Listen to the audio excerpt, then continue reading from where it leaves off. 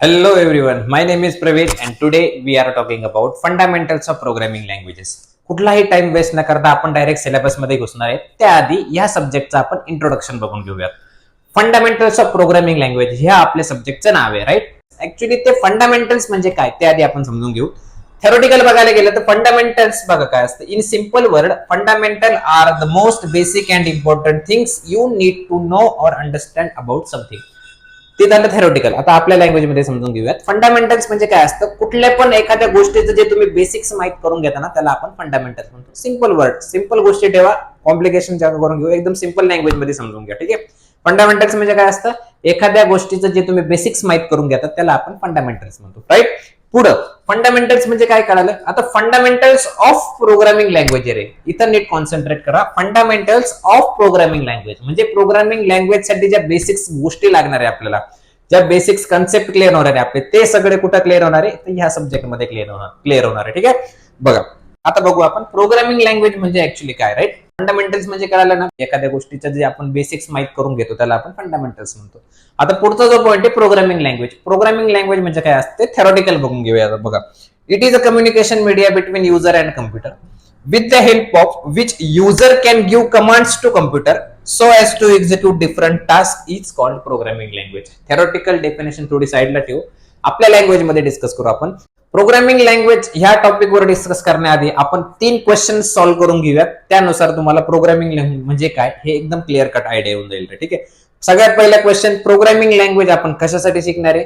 दुसरी गोष्ट, programming language म्हणजे काय असतं? आणि तिसरी गोष्ट, त्याचा वापर करून आपण नेमकं काय सिद्ध करणार आहे, ठीक आहे? तर सगळ्यात पहिला क्वेश्चन सॉल्व्ह करूयात आपण की प्रोग्रामिंग लँग्वेजचा वापर आपण कशासाठी करणार आहे. तर प्रोग्रामिंग लँग्वेजचा वापर करून आपण कम्प्युटरकडून कामं करून घेणार आहे.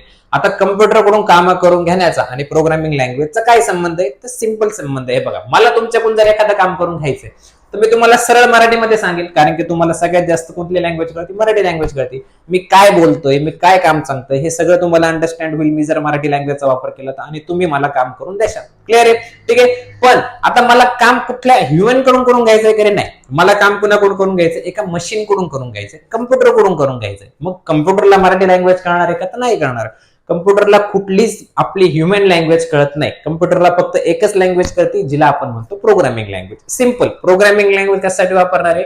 कम्प्युटरकडून काम करून घेण्यासाठी आपण प्रोग्रामिंग लँग्वेज वापरणार आहे. आता दुसरा क्वेश्चन, ह्याच्यावरून अजून एक सब क्वेश्चन तयार होते की कम्प्युटरकडूनच काम करून का घ्यायचे? मशीनची अॅक्युरेसी ही ह्युमन पेक्षा जास्त असते. फॉर एक्झाम्पल 10-12 फॉर्म्युले दिले मी तुम्हाला सॉल्व्ह करायला, ठीक आहे? आणि मी म्हटलं की हे फॉर्म्युले घ्या, या व्हॅल्यू घ्या, मला याचा आन्सर काढून द्या, ठीक आहे? तुम्हाला ठीक आहे, किती पण जरी हुशार असला तर त्याला 5 ते 10 मिनिटं 10 फॉर्म्युले सॉल्व्ह करायला लागू शकतात, ठीक आहे? पण मी तेच काम जर कम्प्युटरला करायला लावलं तर तो विदिन सेकंड मला हजारो कॅल्क्युलेशन्स करून देईल रे. म्हणजे ह्या ठिकाणी आपला काय वाचतोय रे? टाइम वाचतोय, ठीक आहे? आता ठीक आहे, ह्युमन मिस्टेक्स होऊ शकतात. त्याच्याकडून फॉर्म्युल्यात व्हॅल्यू पुट करताना व्हॅल्यू चुकीची जाऊ शकते, ठीक आहे? किंवा प्लस तर मायनस, मायनस प्लस, हे ह्युमन मिस्टेक्स होऊ शकतात. पण कम्प्युटरकडून त्या सुद्धा मिस्टेक्स होणार नाही. म्हणजे 100% ऍक्युरेट कम्प्युटर काम करणार आहे.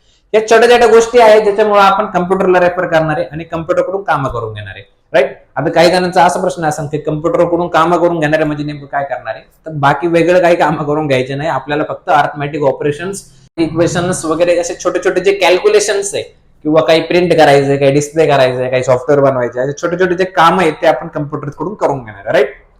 काही जण म्हणतील नांगरायला बिंगरायला, भाऊ असे कामं कम्प्युटर करत नाही, ठीक आहे? कम्प्युटर कुठले कामं करणार आहे? टेक्निकल कामं करणार आहे. हे काम आपण कम्प्युटरकडून करून घेण्यासाठी कम्प्युटर सोबत कम्युनिकेट करणारे with the help of programming language. Simple कळालं प्रोग्रामिंग लँग्वेज म्हणजे काय? प्रोग्रामिंग लँग्वेज कशासाठी शिकणार आहे? कम्प्युटरकडून काम करून घेण्यासाठी. हा एकदम इंट्रोडक्शन व्हिडिओ होती ज्यामध्ये आपण बघितलं फंडामेंटल्स काय असतं, प्रोग्रामिंग लँग्वेज काय असतं, प्रोग्रामिंग लँग्वेज आपण कुठे वापरणार आहे, प्रोग्रामिंग लँग्वेज म्हणजे काय, आणि प्रोग्रामिंग लँग्वेज कशासाठी शिकणार आहे. ह्या गोष्टी आपण ह्या व्हिडिओमधून क्लिअर केल्या. ह्या व्हिडिओमध्ये एवढंच बघणार आहे आपण. पुढच्या व्हिडिओमध्ये आपण डायरेक्ट सिलेबस स्टार्ट करणार आहे. व्हिडिओ जर आवडला असेल तर नक्की तुमच्या मित्रांना शेअर करा. आपण भेटूयात पुढच्या व्हिडिओमध्ये. थँक्यू.